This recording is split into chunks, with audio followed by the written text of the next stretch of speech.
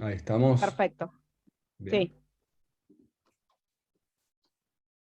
Bien.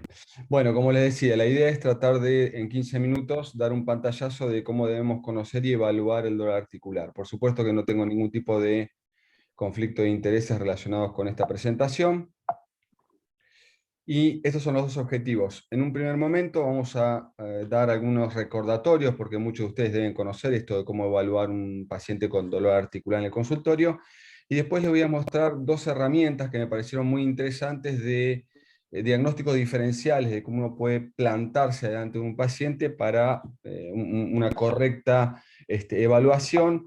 Esto apoyado en evidencia científica, como les voy a mostrar, de dos artículos de un reumatólogo colombiano. Bien, las 5 primeras preguntas que debemos hacernos para evaluar un dolor articular son si el paciente con dolor articular realmente le duele la articulación o bien es una lesión periarticular. La segunda pregunta es si este dolor es de características inflamatorias o no, lo que nosotros conocemos como un dolor mecánico.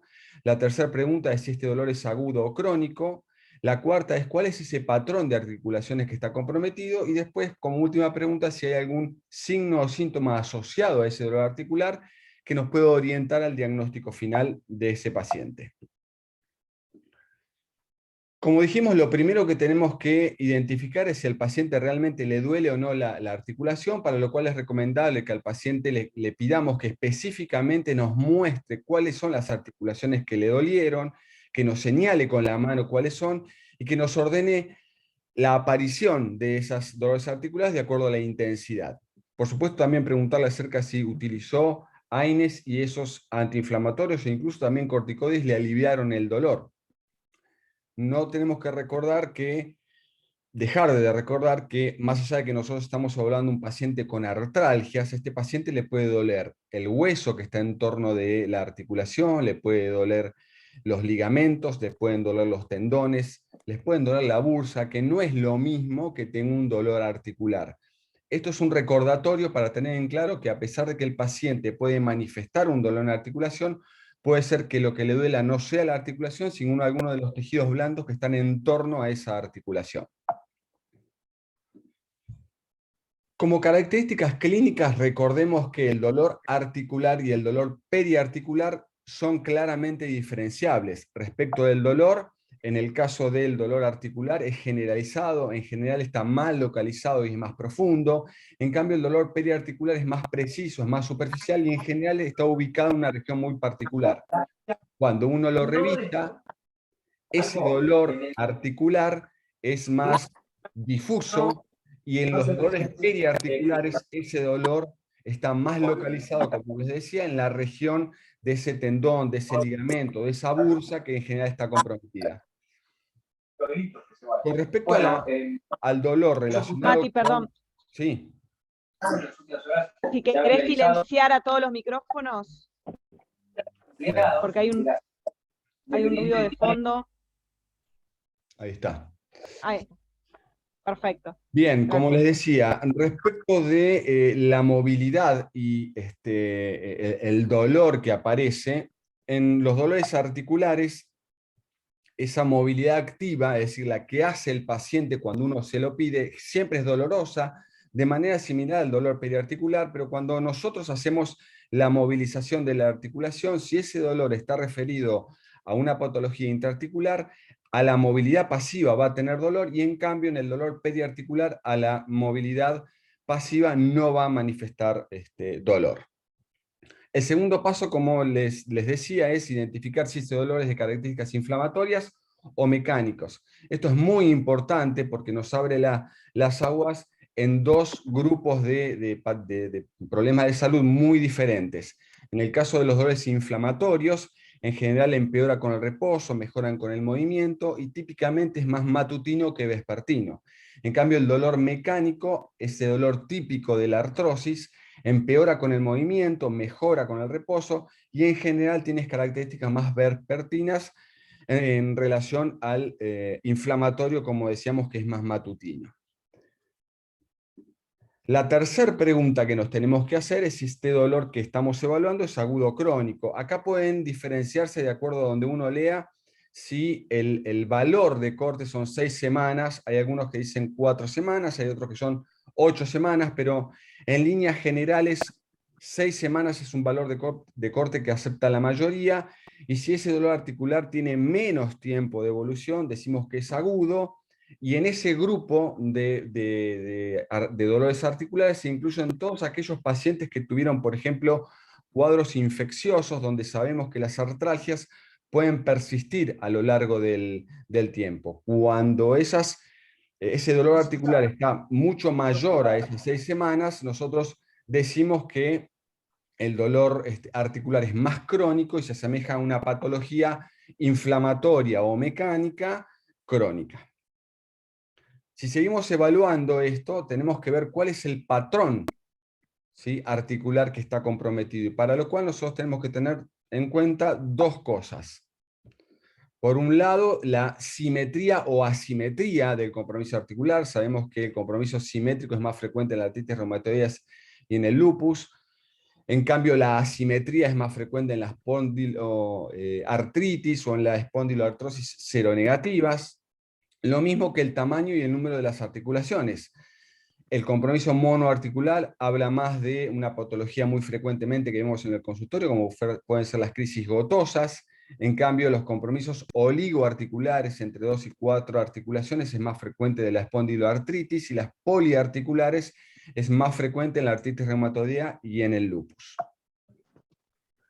Por último, hay todo un abanico de situaciones que nosotros tenemos que evaluar, que son los signos y síntomas que están asociados a esa presencia de dolor articular por el cual consulta el paciente.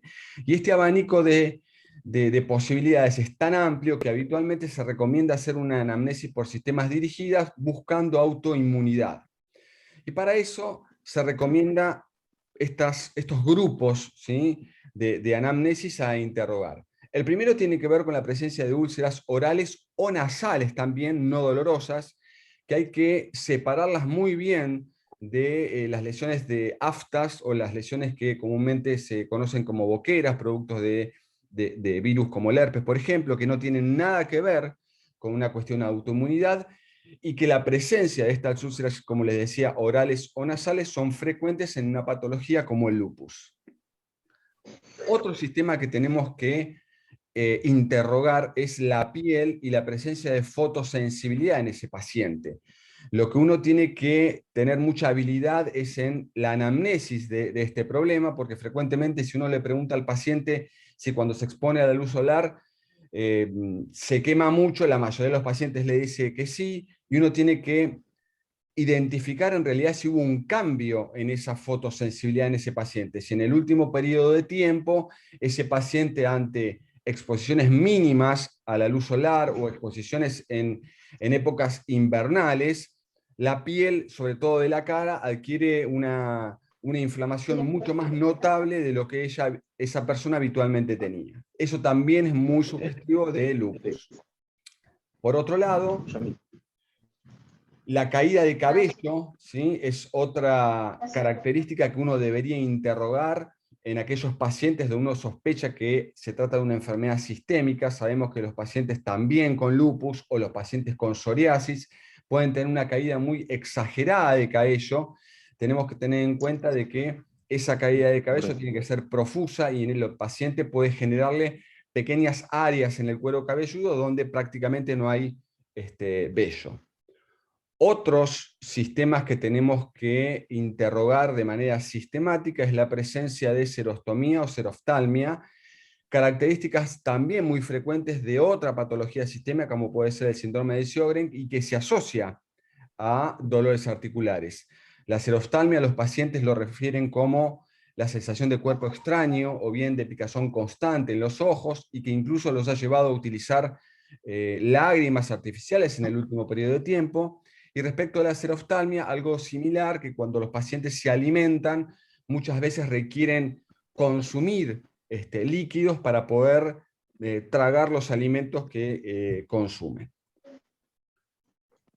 Otro sistema que tenemos que interrogar de manera sistemática es la presencia del fenómeno de Raynaud en las manos de nuestros pacientes. Recordemos que el síndrome de Raynaud tiene, o el fenómeno de Raynaud tiene 3 etapas. La primera etapa es la coloración blanquecina, la segunda etapa es la coloración azul y la última etapa es la coloración roja. De las 3 etapas, la más específica para el fenómeno de Raynaud es la primera etapa, que es la etapa donde los dedos se pueden poner de color blanquecino, y este fenómeno, además de estar presente en el lupus eritematoso sistémico, también puede estar presente en la esclerosis sistémica como signo característico. A esto le tenemos que sumar cualquier otro signo y síntoma que puede aparecer, por ejemplo, lesiones en la piel, en el caso del lupus eritematoso sistémico, o también lesiones características de la psoriasis,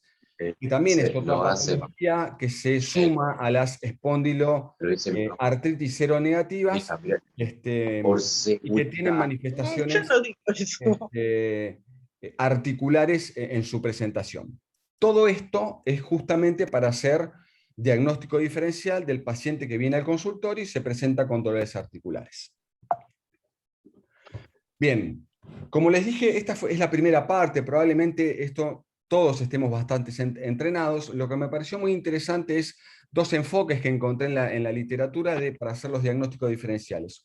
Uno de ellos, las manos, es una de las regiones del cuerpo donde muchas enfermedades articulares pueden expresarse, y si uno le presta mucha atención podemos encontrar signos y síntomas de casi todas las enfermedades que hasta ahora estuvimos conversando. Por ejemplo, si yo tengo un paciente donde tiene compromiso de las articulaciones interfarángilas distales y esos nódulos son duros pétreos, uno puede pensar que son nódulos de Everden y están en la presencia de artrosis. De manera diferente, si esa inflamación o ese compromiso artrítico es más blando, está rojo y caliente, podemos pensar que estamos presentes en una artritis psoriásica. Como dato característico, recordemos que la artritis reumatoidea no afecta las articulaciones interfarángicas distales. Diferente si el compromiso está en las articulaciones interfarángicas proximales, podemos pensar que si ese compromiso es duropétreo, ese paciente puede tener nódulos de Bouchard, estamos en presencia de artrosis. En cambio, si ese compromiso es más blando, es más de compromiso inflamatorio con dolor, rubor y calor, podemos pensar que el paciente tiene artritis reumatoidea y lupus.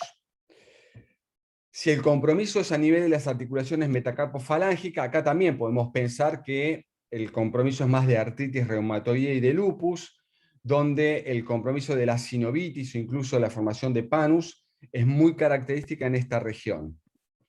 A nivel de la muñeca, la artritis reumatoidea también puede dar compromiso, así también como el lupus, pero nunca nos olvidemos que en la muñeca tenemos el túnel carpiano y podemos tener dolor y compromiso como consecuencia de esta patología, y es un diagnóstico diferencial que tenemos que tener en cuenta. Otras 2 regiones dentro de la mano y dentro de la muñeca que tenemos que prestar atención es el compromiso de la primera articulación carpo-metacarpiana, donde hoy en día, con el uso de las computadoras y con el uso de los celulares y de los teclados, es muy frecuente el compromiso de la risartrosis, que es una articulación que se compromete mucho con el desgaste de ella en el uso de estos equipos, y tampoco olvidar la tenosinovitis de Kervan como diagnóstico diferencial cuando uno tiene un paciente donde se queja de dolores articulares a nivel de las manos.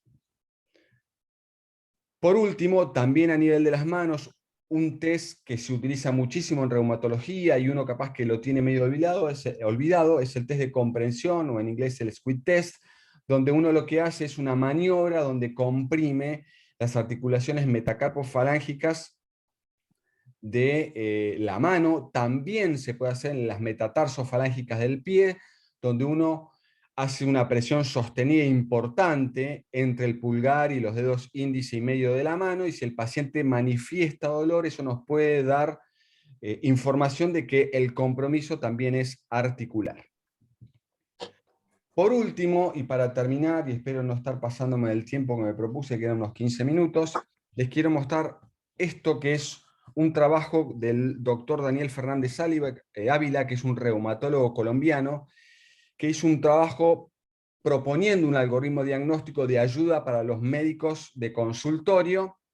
El trabajo es muy amplio, yo simplemente les voy a evaluar, les voy a mostrar la herramienta que él presentó y que se validó para diagnóstico diferenciales de pacientes con dolores articulares crónicos.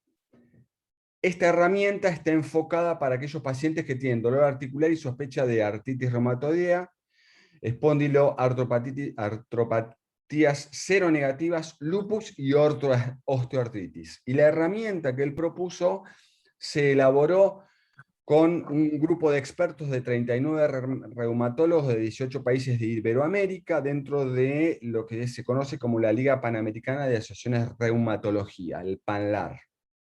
Ellos lo que desarrolló fue esta herramienta, que yo ahora se las voy a ir mostrando rápidamente. Hay 2 artículos relacionados con esta herramienta, que son los que Catalina les compartió en el mail. ¿Qué es lo que dice esta herramienta? Esta herramienta, básicamente, para que ustedes tengan idea, se propuso con las 5 preguntas que uno se hace para evaluar dolor articular. Entonces, ante la presencia de un dolor articular, uno se pregunta si es inflamatorio o no inflamatorio. En el caso de que no sea inflamatorio, estamos en presencia de un dolor mecánico. Si pensamos que hay mayor compromisos en caderas, rodillas, manos, interfalángicas distales y metacarpofalángicas, si hay nódulos de Ehlers-Danlos o roce patelar a nivel de las rodillas, uno puede pensar que el paciente tiene una artrosis.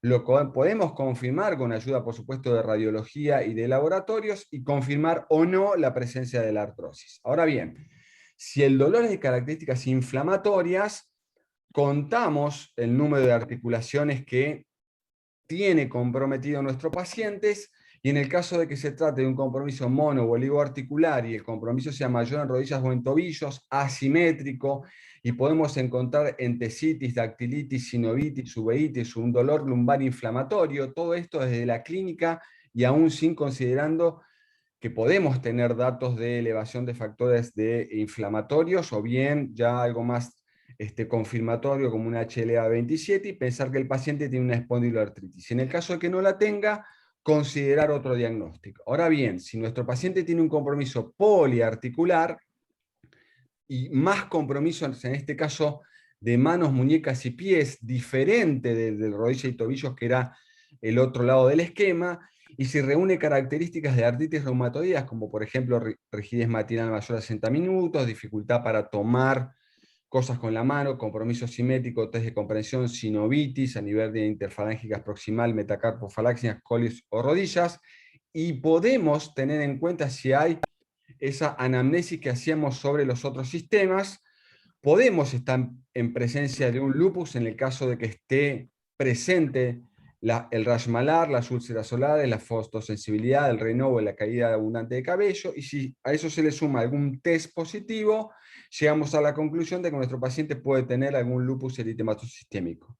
En el caso de que no lo tenga, consideremos otro diagnóstico, y si nosotros estamos ante la presencia solamente de compromiso articular y no tiene síntomas sistémicos, pensar en AR. Cuando pensamos en AR, este esquema diagnóstico propone evaluar si en el hemograma tiene leucopenia, linfopenia o trombocitopenia, pedir parámetros serológicos de inflamación y radiografías de pies y de manos. En el caso de que haya hemograma con leucopenia, linfopenia o trombocitopenia, tenemos que seguir pensando que puede tener lupus y seguir por el camino que anteriormente les comentaba. En el caso de que no tenga ninguna de estas alteraciones, ver qué es lo que sucede con los parámetros de inflamación.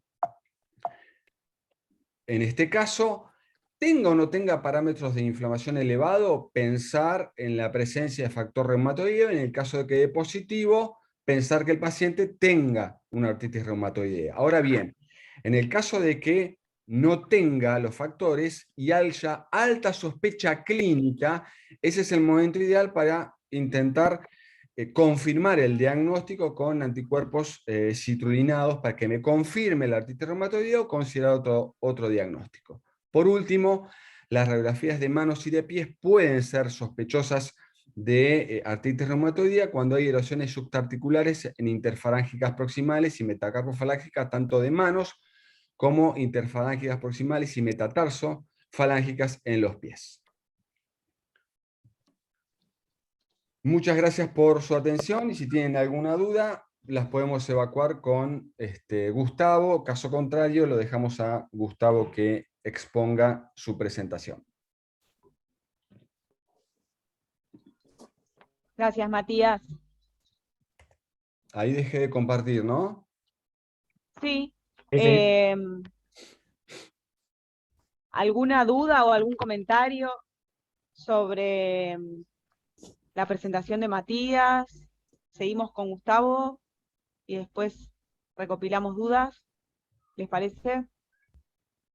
Mati, si querés, pasale el anfitrión a Gus. Y a ver, ¿dónde es esto? Te vas a participantes Sí, y y busco a donde está Gustavo. Gustavo, claro, pones more o más y ahí te va a decir, si está en inglés, make host.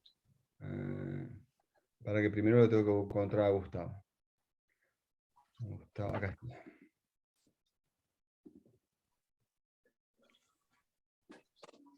Ahí está Gus. Ok, gracias. Gracias, Mati. Ah, sigue grabando, así que seguimos. Excelente. Yo me tengo No se que cortó. encargar después de terminarlo, ¿no? Sí, Bien, haceme acordar, por favor. sí, sí, sí. Ahí se ve. Sí, perfecto, Perfecto. Gustavo. Perfecto. Bueno, ante todo quiero agradecerles por la invitación y la verdad que un gusto ver a muchos amigos y gente conocida acá reunidos. Así que espero que les sirva esta parte de la presentación. La verdad que la parte de Matías clínicamente muy bien y más que clara. Así que yo lo que propuse es hacer dos casos clínicos. Por supuesto que por la cantidad de diagnósticos diferenciales que hay, podríamos estar hasta mañana haciendo casos clínicos, porque la verdad que es muy rico todo lo que se puede sacar de estos datos, pero vamos a tratar de tomar dos datos representativos y charlamos un poco, si ustedes quieren, y va saliendo el tema, sobre algunas otras cosas. A ver, déjame ver. Ahí está. Esperen un cachito que me corro la barra que no veo nada. Ahí está. Muy bien. Bueno, y esto es un poquito el repaso de lo que nos comentaba Matías, ¿no? El interrogatorio, y yo creo que como todo en lo que es clínica médica, tiene una utilidad suprema, y en reumatología, y como una especialidad muy clínica, tiene esa función. Esto es un poquito un resumencito de lo que Matías nos vino diciendo, el tipo de dolor, si es agudo o crónico, la localización.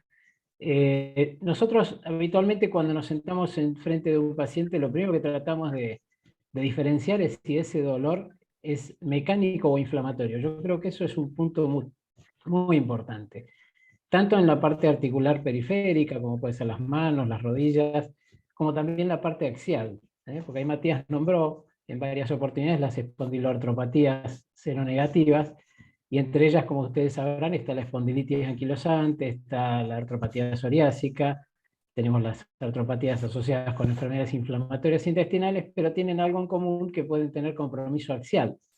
Y ustedes deben tener a diario pacientes que los consultan por dolores lumbares, y muchos de esos son dolores mecánicos, pero también algunos es dolor inflamatorio. Y ahí es donde tenemos que poner el alerta rojo, porque ese es el paciente que puede requerir un tratamiento especial. Las manifestaciones extraarticulares, tal como dijo Matías también, son muy variadas.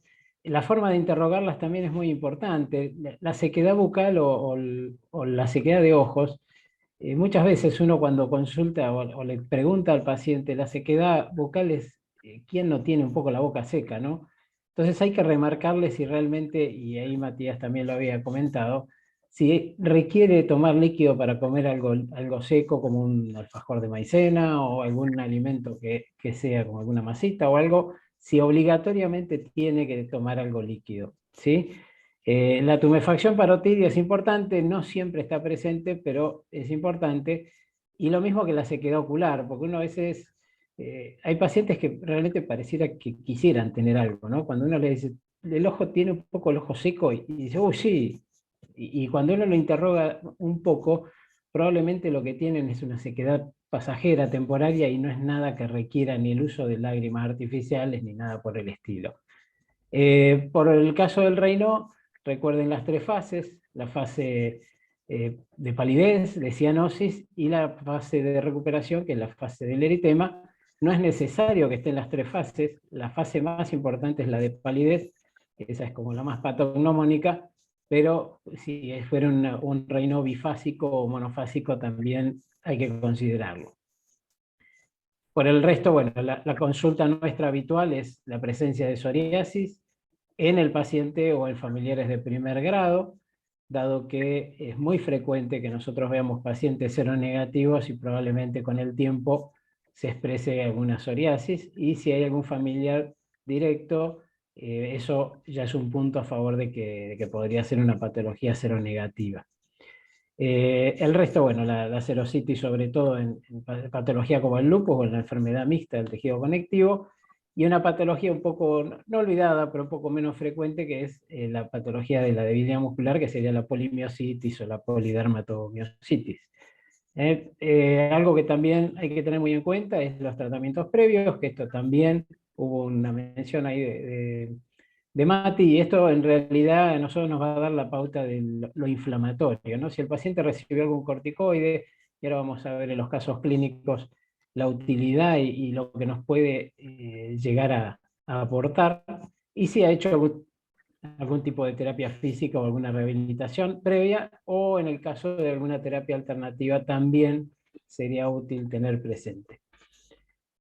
El examen físico completo, yo me considero un clínico de base, porque soy clínico por supuesto, pero en realidad sigo utilizando el estetoscopio y sigo utilizando el tensiómetro, que eso no es tan frecuente a veces en estas especialidades, pero tenemos que ir un poquito más allá de lo articular. Tomarle la presión, ocultarle los pulmones, una palpación abdominal. Yo creo que todo eso a nosotros nos aporta, y sobre todo en un caso como podría ser un lupus, detectar un derrame pleural o una hepatoesplenomegalia. Realmente creo que la parte clínica es fundamental, y bueno, y en esto ustedes son más expertos que nosotros. Y como yo les decía, para no hacerlo tan monótono, vamos a ejercitarnos un poco con dos casos clínicos. Y este primer caso es el caso de Elena, que Elena es una paciente de 43 años que me deriva Matías, ¿sí? Que me dice, mira, me estuvo consultando por dolor e inflamación de las muñecas y las interfalángicas de ambas manos desde hacía 3 meses, más o menos, que había arrancado con ese dolor. Por ahí, acá, Matías nos decía hoy de cuándo consideramos agudo o crónico, y tiene razón que a veces los parámetros pueden variar. En el caso nuestro, incluso la artritis temprana la consideramos hasta los primeros 6 meses o un año en algunas partes de la bibliografía. Pero esta paciente hacía 3 meses había empezado con esta inflamación y dolor que era evidente, era clínica, y la paciente la contaba, ¿no? En la evolución de esos días agrega también inflamación de la rodilla derecha, refiere que el dolor la despierta de noche, y recuerden hoy la clasificación que nos decía Matías: inflamatorio o mecánico. Y en este caso vemos que el dolor la despierta de noche. Ese es un punto que los debe poner en alerta. Más allá de que clínicamente, porque acá la paciente ya refería inflamación y dolor, pero hay pacientes que la inflamación no la refieren. Dicen que le duele y no reparan que está más inflamada la articulación, y tampoco muchas veces nos refieren si la sienten más caliente las articulaciones, ¿sí? Esta paciente también a la mañana le costaba levantarse, la rigidez matinal.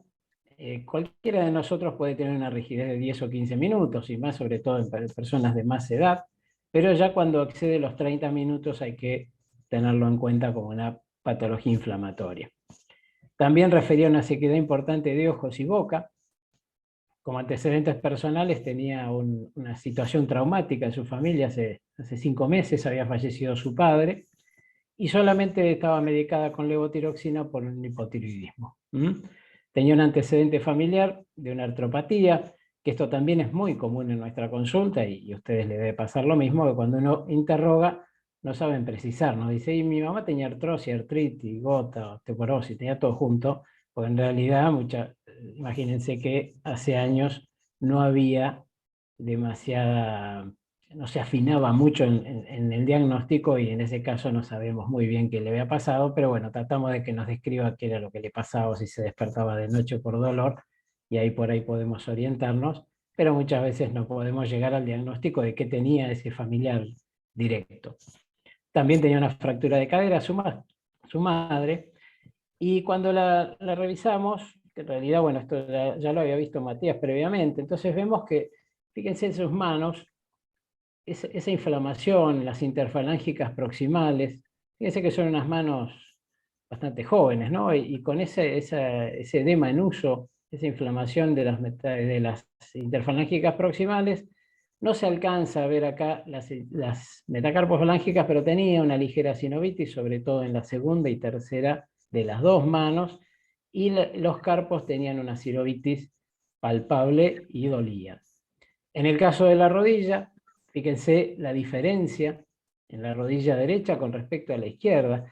Esto para nosotros es muy importante, o sea, poder comparar una articulación con otra muchas veces nos permite detectar cambios mínimos o cosas mínimas. Incluso cuando pedimos las radiografías, nosotros siempre decimos que cuando pide el traumatólogo pide de un solo lado, porque habitualmente piden por traumatismo y es para ver si hay fractura, y nosotros tratamos de que sean sí o sí comparativas para poder detectar esos pequeños cambios que pueden llegar a un diagnóstico.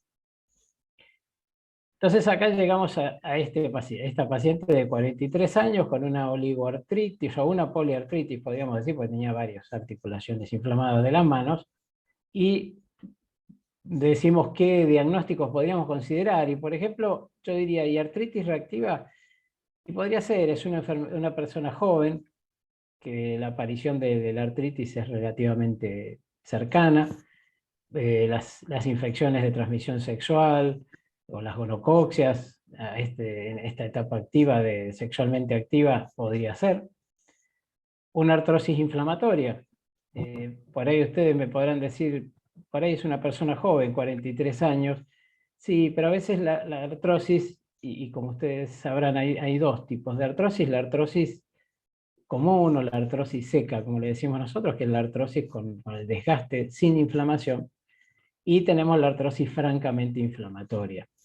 A todas en su conjunto, hoy no se la llama más artrosis, se la llama osteoartritis, porque todo algún grado mínimo de inflamación tiene, pero algunas, que son las artrosis secundarias, a veces le decimos pseudogota, realmente tienen una inflamación mucho más importante, con eritema, incluso a veces hasta nos confunde con una artritis reumatoidea. El otro diagnóstico, y por frecuencia, por el rango de edad, por ser una mujer, y por la aparición aguda, sería la artritis reumatoidea, y también recordemos que cuando hay compromiso poliarticular es una de las primeras que debemos considerar. Una artritis psoriásica. Por ahí, acá tenemos que considerar la localización de las artritis. Fíjense que en las manos eran más interfalángicas proximales, no era distales. La artritis psoriásica, si bien no es predominantemente en los carpos el compromiso, puede darlo. Hay una variedad que es similar a artritis reumatoidea.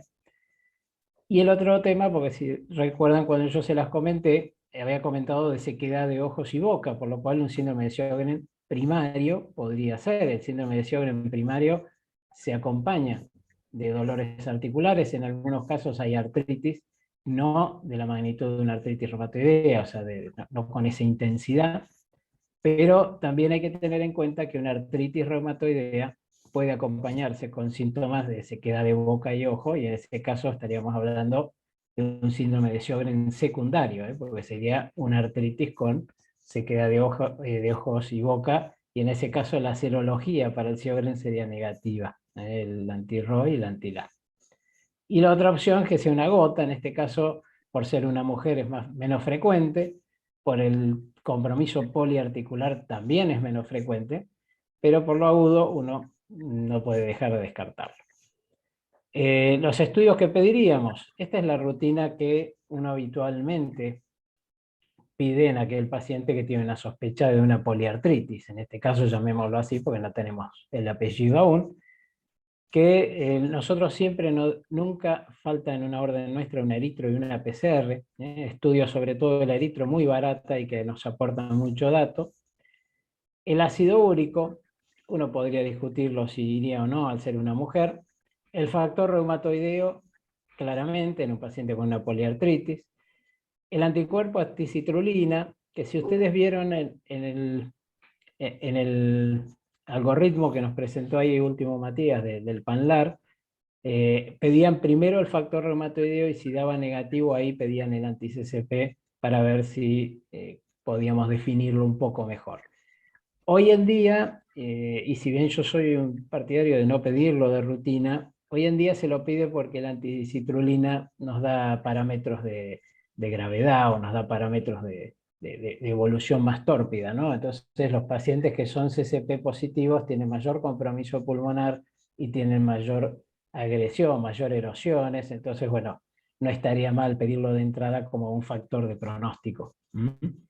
El FAN, que el FAN en este caso tiene una utilidad porque habíamos dicho que la paciente refería sequedad de ojos y boca, y esa paciente había sido interrogada por Matías y realmente tenía una sequedad de ojos y boca marcada, por lo cual el FAN tiene utilidad en este caso. No es necesario en todas las poliartritis pedirlo, pero por ser mujer en una edad media de la vida y con una sequedad de ojos y boca, yo creo que más que bien pedido. Los anticuerpos anti-ENA, que estos son los anticuerpos extraíbles del núcleo, que los más conocidos son el anti-RO, el anti-LA, el RNP, que es de la enfermedad mixta del tejido conectivo, y el SM, que es del lupus. En realidad estos habitualmente en los laboratorios se los pide, o el kit viene ya con estos 4 determinaciones, más allá de que de anti-ENAs hay mucho más, está el JO1, el Mi2, hay algunos más, pero estos son los que habitualmente se piden, incluso hasta si pedimos el RO y el LA solo, nos suelen hacer todos. El hepatograma lo pedimos siempre, pero más que nada incluso pensando, más allá del compromiso del hígado, pensando en lo que vendrá, si uno va a medicarlo, tener un hepatograma para saber cómo está, igual que la función renal, la urea y la creatinina, y una orina completa que en esta paciente nos vendría bien para descartar una artritis reactiva también. Estos son los estudios que la paciente tenía. Fíjense que hay una anemia leve, leucocitos normales, plaquetas, depende del corte, estaríamos apenas un poquito por encima, en este caso era de 350.000 y tenemos 380.000, que las plaquetas normalmente actúan como reactante de fase aguda, por lo cual no es tan infrecuente verlas altas, y eritro y PCR elevadas, así como un test de artritis reumatoidea, un factor reumatoideo positivo, y el anti-CCP que nos reconfirma el diagnóstico y más allá de eso nos da una pauta de que es una artritis que probablemente se va a comportar más agresivamente. Los anti-ENA negativos, por lo cual el síndrome de Sjögren primario lo descartamos y el resto estaba normal. Entonces ahí Matías cuando me la manda me dice, mira, yo ya la vi, ahí le pedí los análisis, esos análisis estaban muy bien pedidos por Matías, y ahí me dice, mira, yo le pedí también una radiografía de manos. Y la verdad que está normal, la radiografía de manos está muy bien, y ahí uno lo que se pregunta es decir, en un paciente de corta evolución, si esa radiografía de manos tiene utilidad o no. Y yo diría que sí, que no. Primero, a modo diagnóstico es raro que tengamos cambios al menos groseros en una evolución cortita como tenía esta paciente, pero podemos detectar si hubo cambios previos y que por ahí la paciente fue asintomática. Pero por el otro lado también tenemos el parámetro de tener la radiografía para los futuros controles, porque nosotros vamos a tener que hacer radiografías de control probablemente al año y ver si hay progresión radiográfica, por lo cual esta radiografía está bien pedida y tiene que estar, diríamos, no puede faltar. Pero ¿qué pasa? Cuando yo estoy viendo un paciente agudo y quiero ver algún dato más, en este caso la ecografía pasa a tener mucha utilidad, porque la ecografía detecta los cambios en agudo. Vemos realmente que acá hay un panus importante, esta es una metacarpofalángica. Vemos que probablemente acá puede llegar a haber una erosión, no, justo es el cuello de la metacarpofalángica, pero cuando prendemos el Power Doppler, vemos que en realidad toda la captación que tiene del Power de poder, vemos que incluso se mete en la cortical, o sea que esto es una erosión. Fíjense que es una paciente con una corta evolución de su artritis, pero que ya tiene una erosión y que esto convalida, diríamos, ese anti-CCP que pedimos y que nos dio positivo, o sea que ya claramente tenemos que ser agresivos con el tratamiento y no tenemos duda de que es una artritis reumatoidea. Por lo cual, la radiografía de manos probablemente no nos... Hola. Probablemente la radiografía de manos no nos sirva de diagnóstico inicial, sí de seguimiento, y sí nos va a servir como dato bueno la ecografía o la resonancia, pero por una cuestión de costo la resonancia sería Gabo, distinto. ¿te puedo Sí, hacer una pregunta? Sí. Perdón que te interrumpa, pero viendo la radiografía y viendo la foto de las manos de la chica, pareciera que en el quinto dedo derecho, hinchando, ¿no? Esto es una cuestión personal. Sí, decime. ¿No tiene disminución de la luz articular en la interfalángica proximal? En esta zona. En la mano perdón, izquierda. En la izquierda. ¿No pareciera como que estuviera la luz articular de todas las interfalángicas proximales disminuida en comparación con las metacarpofalángicas? Por ejemplo, como un indicio de algo temprano, ¿o estoy mirando porque ya sé lo que es? No, seguro. No, es una buena pregunta. Nosotros cuando hay cambios mínimos en la luz articular, siempre decimos que es muy discutible. Nosotros cuando yo me formé... No, por eso, pero cuando nosotros hacíamos los ateneos radiográficos, por ahí en una placa como esta había 5 opiniones diferentes.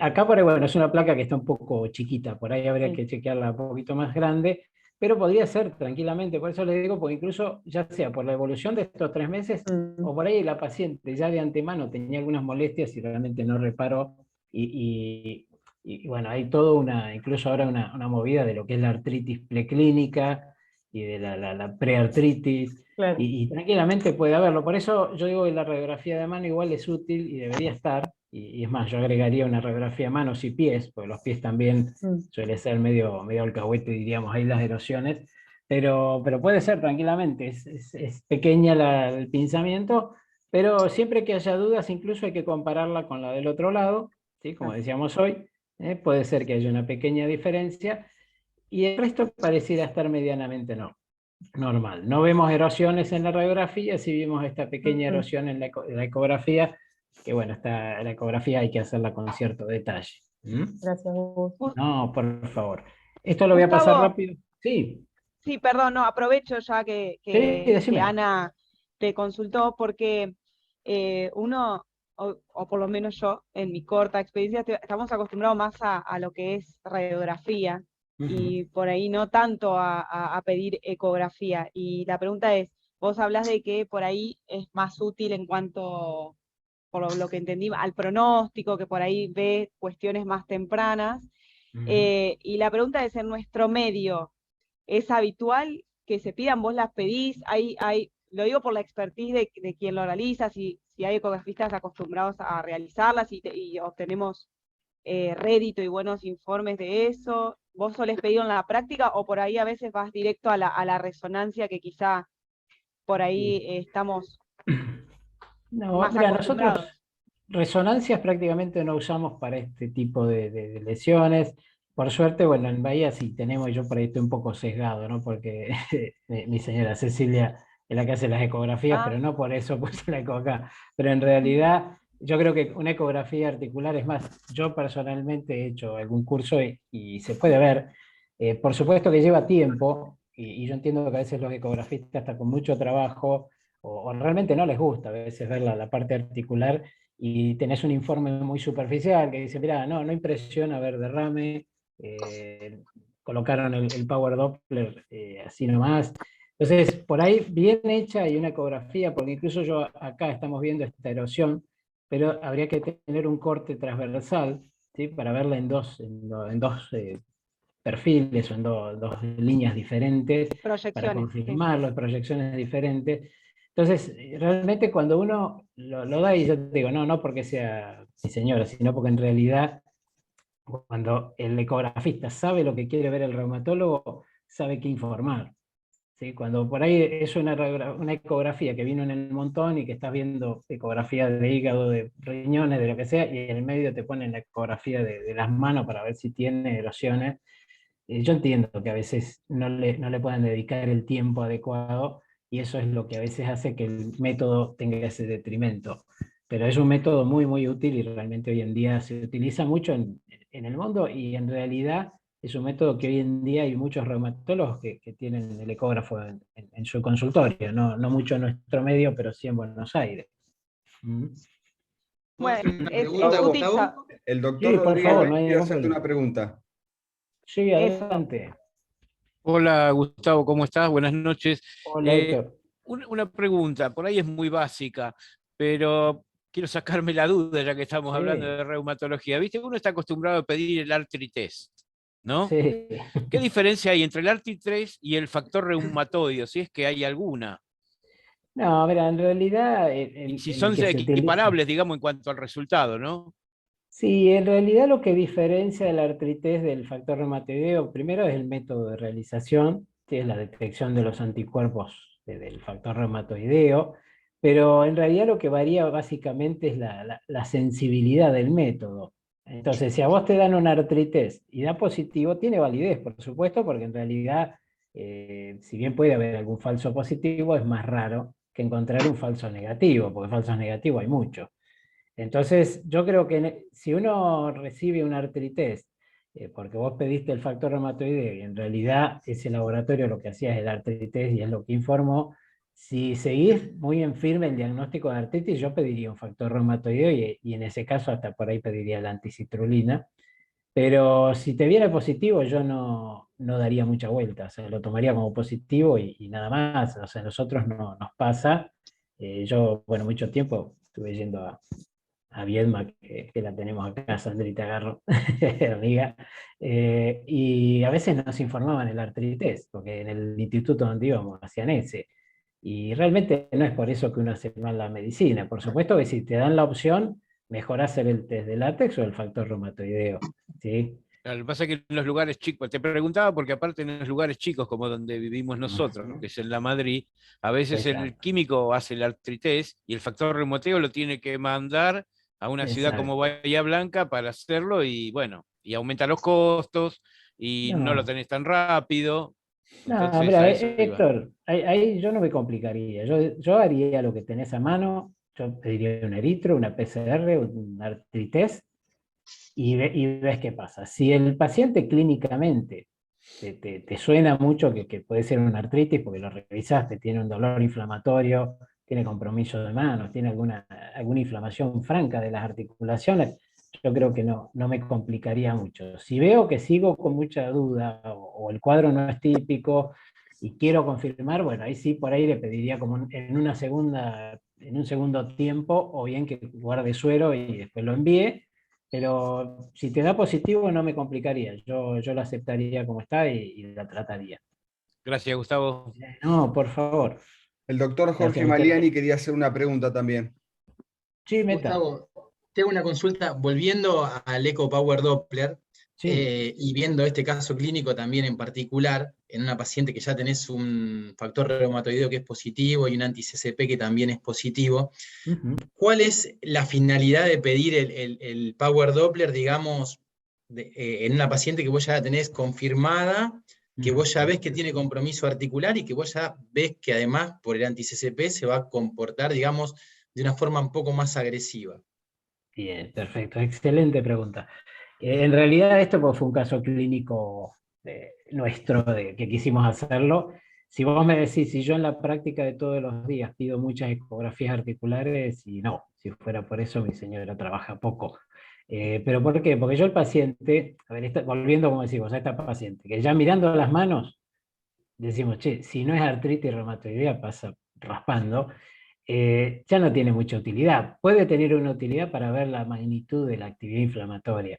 Si vos después querés volver a hacer una ecografía en 6 meses o más adelante para ver el control que has logrado, puede tener utilidad, pero en realidad la utilidad más grande de la ecografía es en los casos dudosos. En los casos que uno dice, che, me parece que está inflamado, pero no veo bien, por ahí los análisis no son contundentes, entonces ahí tiene utilidad para ver bien los carpos, ver las metacarpos falángicas, pero no, es muy buena la pregunta, porque bueno, esto fue un caso más didáctico, ¿no? Pero realmente en este caso puntualmente es como que estaría de más. Acá es para que lo vean y vean la utilidad. Realmente yo lo uso solo en casos muy tempranos y que por ahí clínicamente no es muy evidente la inflamación, es más lo que siente el paciente que lo que yo veo palpándolo. Nosotros estamos 8 o 10 horas diarias tocando manos permanentemente, articulaciones, pero en realidad porque es nuestro trabajo y realmente son pocos los casos que a veces se nos escapa y nos genera duda. Ese caso es el que merece una ecografía. O en el caso de que queramos evaluar otras cosas como el túnel carpiano, o en el caso de un hombro que querés evaluar un tendón, bueno, ya es otra cosa, ¿no? Bien, y te hago una segunda pregunta Sí. relacionada a la consulta diaria. Algunos pacientes presentan un factor reumatoideo positivo a veces y el anti-CCP es negativo. ¿Cómo interpretás a ese paciente? No, en realidad, con lo que decíamos hoy, o sea, el factor reumatoideo, si es positivo y el cuadro clínico compatible, es una artritis reumatoidea. El CCP lo que te puede aportar es lo que decíamos de la agresividad de la enfermedad o el probable o la mayor posibilidad de tener compromiso pulmonar, sobre todo, ¿sí? o compromiso extraarticular, pero es más una cuestión pronóstica. Yo, y en esto les soy sincero, yo en mi consulta de todos los días pido el factor reumatoideo solo y el anti-CCP lo pido en alguna situación. Algunos colegas me critican por eso, porque es como que tengo un factor de mal pronóstico que no lo pido, pero bueno, nada, es una cuestión de costumbre y el haberme formado en lugares públicos y que tiene que cuidar el pedido de lo que haces, pero en realidad la utilidad, si tenés el factor normativo positivo, es positivo, y lo que tenés el anticitrulina negativo te daría como que probablemente sea una artritis un poco más benigna. Bien. ¿Listo? Bueno. Perdón, una pregunta a propósito de esto último. Sí. Por lo tanto, entonces, no tendría mucho valor, a ver si estoy razonando bien, digamos, el factor reumatoideo, el eritro, la PCR, por ahí para el seguimiento, pero un factor citrulinado no serviría para seguimiento. No, seguimiento no. Yo de pedirlo lo pediría una sola vez para una cuestión pronóstica, y probablemente diagnóstica, porque también puede ocurrir al revés de lo que recién me preguntaron, que por ahí el factor reumatoideo sea negativo y el anticitrulina es positivo. Y ahí sí le doy bolilla, porque en realidad tiene probablemente más peso el anti-CCP en ese caso que el factor reumatoideo. Pero si yo ya tengo un factor reumatoideo positivo y pedí, como este caso, el anticitrulina y ya dio positivo, no me va a cambiar mi conducta si lo pido a futuro. Incluso si yo le pediría, porque yo veo que a veces se pide con mucha frecuencia el factor reumatoideo en cada control. Y en realidad tampoco tiene mucha utilidad. Nosotros lo pedimos una vez al año para ver si negativiza, pero no porque se vaya a curar la enfermedad, sino por ahí porque pierda un poco de potencia.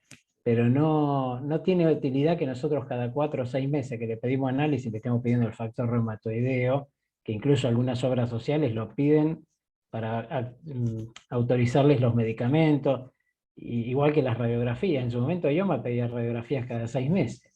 Es una cosa, una locura, irradiar a los pacientes para una cuestión totalmente administrativa y que en realidad no cambia nada porque no lo iba a mirar nadie. Entonces, hoy en día, bueno, eso ha cambiado y el factor reumatoideo tampoco tiene mucha utilidad de seguimiento, salvo hacerlo muy de vez en cuando a ver cómo va, nada más.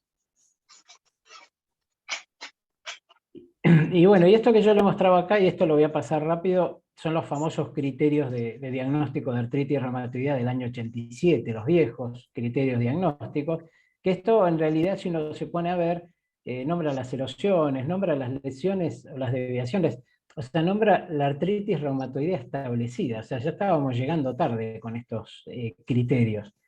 Entonces después el Colegio Americano y el EULAR, que sería la Liga Europea de Reumatología, se unieron y armaron estos criterios, que son los criterios 2010, que fíjense que se basa más en la serología, en los reactantes de fase aguda, en la afectación clínica, pero en realidad no en los cambios radiográficos, sino en las cosas ya establecidas, porque la idea es llegar temprano y hacer diagnóstico temprano, y no llegar tarde, y ya cuando tenemos esas imágenes de los libros que tenemos todas deformadas, que no, ya estamos llegando muy, muy tarde. Y es importante esto, que la artritis reumatoidea, saber que sin un tratamiento adecuado la artritis sola raramente remite. Es muy, muy raro encontrar un paciente que la artritis remita. Puede ocurrir que a veces tenga el paciente un reumatismo palindrómico, que en realidad es como una artritis reumatoidea que va y viene, y en ese caso puede ocurrir que tengamos como intervalos asintomáticos, pero a la larga habitualmente ese paciente termina haciéndose una artritis reumatoidea. Y la incapacidad funcional en estos pacientes es muy importante, por eso es tan importante también que nosotros seamos rápidos y le instauremos el tratamiento lo antes posible para evitar lesiones y discapacidad. Y es muy importante lo de acá abajo, la mortalidad de los pacientes con artritis es 2 veces mayor que el resto de la población general. Y esto es importante y básicamente es por problemas cardiovasculares, que hay estudios hechos en los cuales si el tratamiento es efectivo y logramos un buen control, equiparamos a la población general, y en aquel paciente que persiste muy activo, son pacientes que tienen más infartos, que tienen más accidentes cerebrovasculares, por lo cual son pacientes que no solo es un dolor articular o una inflamación articular, sino que desde el punto de vista sistémico son muy importantes. El objetivo, por supuesto, del tratamiento es controlar la inflamación, por supuesto, y a la vez controlar el dolor al paciente. Entonces, si nosotros logramos eso, vamos a impedir o retardar la aparición de las erosiones, las deformidades, por lo cual menos discapacidad, y mejorarle la calidad de vida a nuestros pacientes. Pero sobre toda la cosa es impedir la mortalidad prematura o prevenir algún evento cardiovascular por no haber hecho el tratamiento adecuado y a tiempo. Así que bueno, esto es nada, es nombrarlos nada más. El paciente con artritis durante la crisis, por supuesto que debería hacer reposo. La terapia física es fundamental. El uso de antiinflamatorios habitualmente el paciente ya lo viene recibiendo. Nosotros los corticoides tratamos de usarlos en periodos cortos y en dosis bajas. No es necesario usar ni 20 ni 40 miligramos. Habitualmente en las crisis de artritis con 10 miligramos puede lograrse un buen control, en alguna excepción puede ser algo más, pero normalmente 10 miligramos estaría bien. Y el uso prematuro del metotrexato, leflunomida, en algunos casos hidroxicloroquina podría tener utilidad. La hidroxi en los casos muy severos no se queda corto, diríamos, y sí en aquellos pacientes que tengan algún otro síntoma, como puede ser algún derrame pleural o algo, que ahí sí la hidroxicloroquina es muy útil, ¿sí? Y después el uso de los agentes biológicos y pequeñas moléculas, que sería como el capítulo, que esto si quisiéramos en algún momento podemos charlarlo, pero es un capítulo muy largo, de todas las nuevas terapias que tenemos, que realmente ha cambiado la reumatología, y yo diría que hasta cambió la medicina el hecho de usar los anticuerpos monoclonales y todas estas nuevas terapias, ¿no? Estas son las recomendaciones del EULAR, que es la Liga Europea. Fíjense que cuando uno tiene, esto es muy, muy sencillo, cuando uno tiene el diagnóstico de artritis, empieza metotrexato. Si hay alguna contraindicación para el metotrexato, puede empezar con leflunomida. La sulfasalacina en Europa se usa, acá en América prácticamente no la usamos, y la podemos combinar con pequeñas dosis o pequeños intervalos de corticoides. Se evalúa a los 3 meses y se logra el efecto, bárbaro, y si no, pasamos a la segunda etapa o a la segunda fase, que ahí es donde nosotros o le agregamos otra droga de acción mediata, que puede ser biológica o no, o un inhibidor del JAK, que el JAK es otra de las vías de inflamación, o si no, le combinamos otra droga sintética, que en realidad, como dice acá, las sintéticas es el metotrexato, leflunomida, sulfasalacina y en alguna situación la hidroxicloroquina.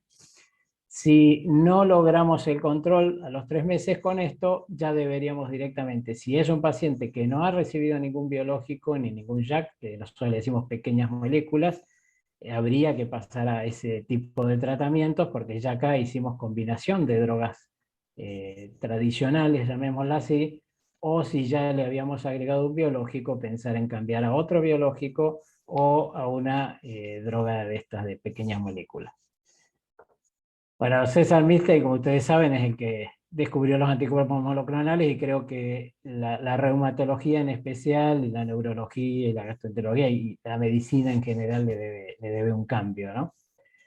Y esto es muy importante. Fíjense, esto es un trabajo de hace unos años, por suerte ha cambiado algo, pero este es un trabajo en el cual la primera consulta médica del paciente con artritis fue al mes.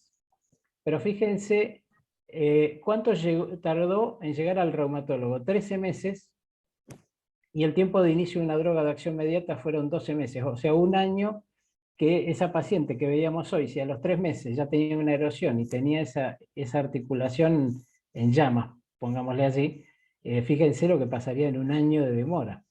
Entonces es muy importante esto, porque nosotros, ustedes son, diríamos, la cara visible, porque son los que los pacientes habitualmente consultan. A veces van al traumatólogo, el traumatólogo le pide las placas, da vueltas, pero ustedes los clínicos tienen esa beta clínica, esa sospecha clínica que a nosotros nos viene muy bien, y por eso es muy bueno que muchas veces tengamos estas reuniones no para tener más pacientes nosotros, sino para poder brindarles una terapia adecuada y rápida.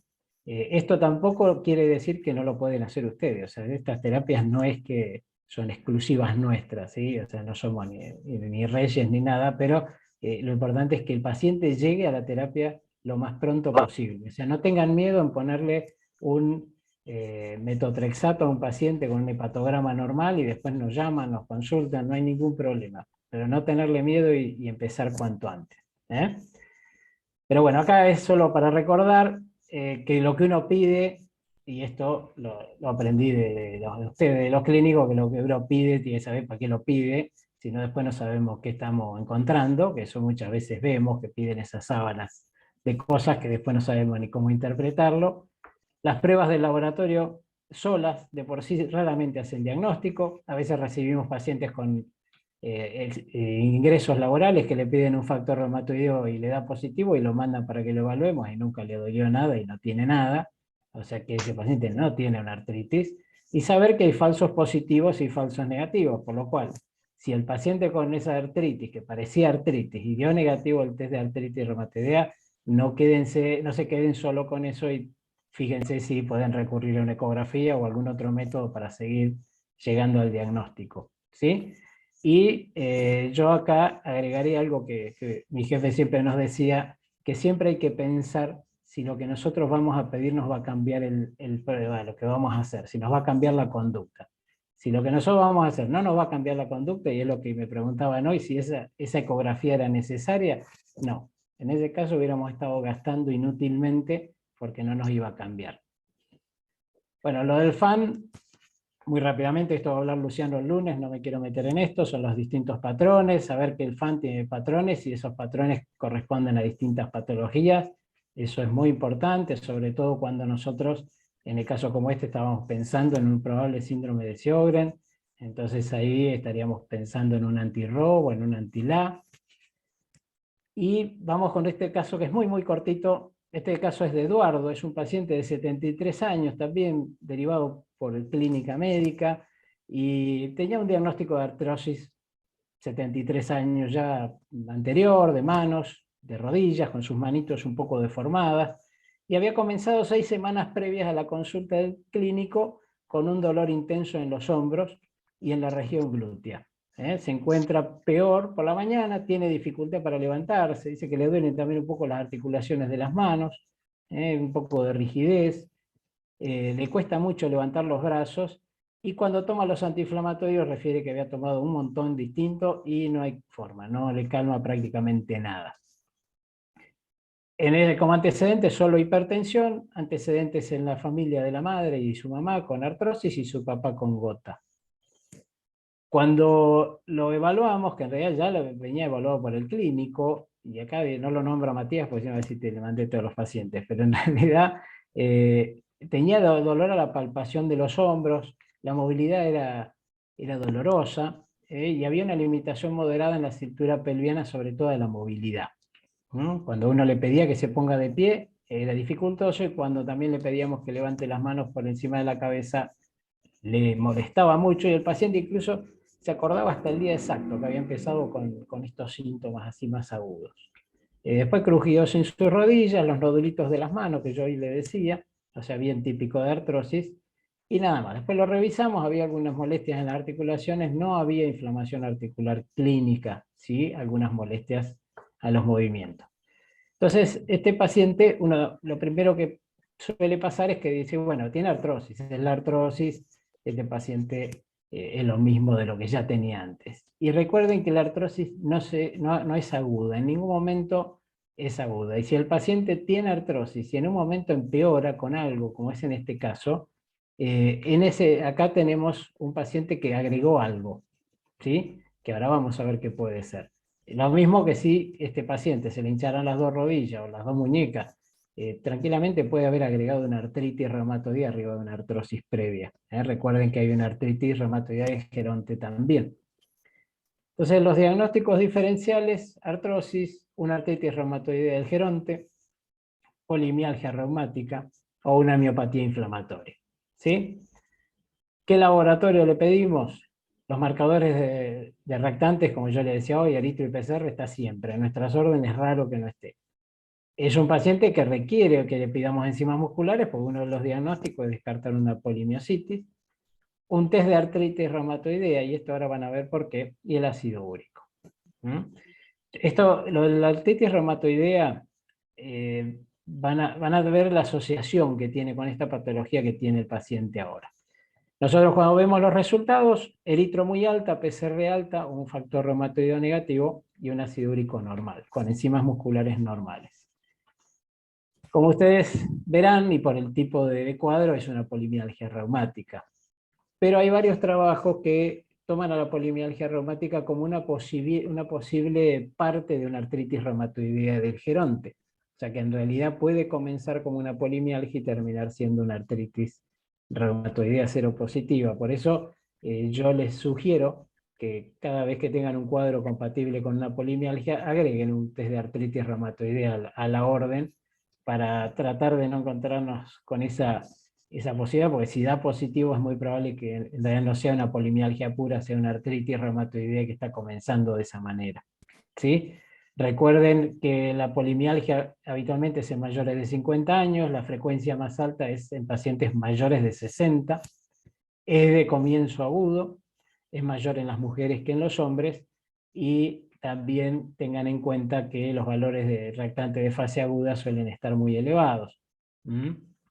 Son pacientes que aparte tienen una respuesta espectacular a los corticoides. Son esos pacientes que nosotros decimos que quedamos bien, porque el paciente viene muy mal y en 2 o 3 días nos llaman para agradecernos que les cambiamos la vida, y en realidad esto es un cuadro muy clínico y que esto lo pueden manejar ustedes con total libertad y sin ningún tipo de problema.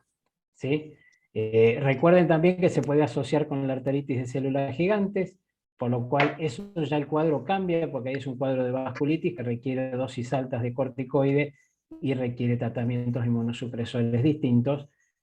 Así que recuerden siempre al paciente interrogarlo, y en caso de que no lo tuviera, como signos de alarma, decirles que si aparece un dolor de cabeza nuevo, si hay una claudicación mandibular que quiere masticar y es como que se queda sin fuerza, o tiene alguna alteración en el campo visual, nos tienen que avisar de urgencia para que nosotros actuemos y no se nos quede ciego el paciente. ¿Sí?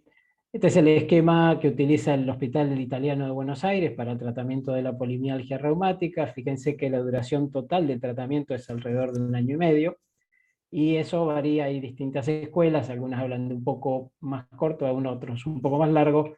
En promedio este es la duración que usamos, nunca menos de 1 año, y la dosis inicial no es necesario que sea mayor a 10 miligramos, 12 miligramos, en algunas pocas situaciones le requieren algo más, ¿sí? y el descenso irá siendo gradualmente y a través del tiempo y el correr de los meses. Fíjense que los cambios que van tomando acá es cada 3 meses, 2 meses, 2 meses, 3 meses. Esta es la sugerencia del esquema del Hospital Italiano de Buenos Aires. Nosotros, como ahorrador de corticoides, solemos agregarle metotrexato, igual en la evolución de estos pacientes, lo cual hace que las recaídas sean menos frecuentes y probablemente hasta nos permite ir descendiendo la dosis de corticoide un poco más rápido que lo que dice el esquema original. Y para ir cerrando, nosotros, bueno, un punto aparte, las monoartritis. Hoy Matías nombró la monoartritis como una de las principales causas, la gota, y es claro, y sobre todo si es un varón. Pero si es un paciente que no tiene antecedente traumático, se debe descartar como primera medida que no sea una artritis séptica, y la otra es que no sea una gota. Así que lo que habría que hacer es una artrocentesis. En toda monoartritis de origen desconocido hay que punzarla, es preferible hacer una punción. Es muy sencillo, si alguno quiere aprender, no tiene más que avisarnos y viene con nosotros y lo hacemos. Es algo mínimamente invasivo, la posibilidad de infección haciéndolo bien es 1 en 1000, es muy bajo, y realmente el aporte que nos puede dar el líquido sinovial en un paciente con monoartritis es muy alto. Así que bueno, como conclusiones, por supuesto que hay muchos diagnósticos diferenciales más, podríamos estar charlando hasta las 12 de la noche, calculo que ya estoy pasado, pero lo importante es, ante la duda y si tiene un diagnóstico, hacer una derivación oportuna. Les vuelvo a decir, hay patologías como la polimialgia que las podrían manejar ustedes sin ningún tipo de problema. En el caso de una artritis, y si se ve que es más agresiva, por ahí está buena la derivación. Los pedidos de laboratorio de imágenes siempre centrarlos en el cuadro del paciente, y lo que yo les decía hoy, piensen si lo que venga en ese resultado les va a cambiar alguna cosa, y ahí hacemos el pedido más consensuadamente. Saber los límites de cada estudio, saber que hay falsos positivos y negativos, por lo cual un paciente con artritis, que parece artritis, y tiene un factor reumatoideo negativo, puede ser una artritis igual. Y también nosotros recibimos muchos pacientes con lupus porque tiene un FAN positivo de 1,80 homogéneo, y en realidad no tiene ninguna otra cosa. Entonces también no todos los FANs son lupus, y eso también tenerlo en cuenta. Iniciar temprano el tratamiento, y no mucha cosa más que esto. Yo aprovecho a invitarlos al 8º simposio de reumatología clínica que vamos a hacer acá en el Hotel La Plaza el 1, 2 y 3 de septiembre, y en el auditorio de Rafo. En esta oportunidad, la presidenta del simposio va a ser Ana Merlini, es un homenaje a ella,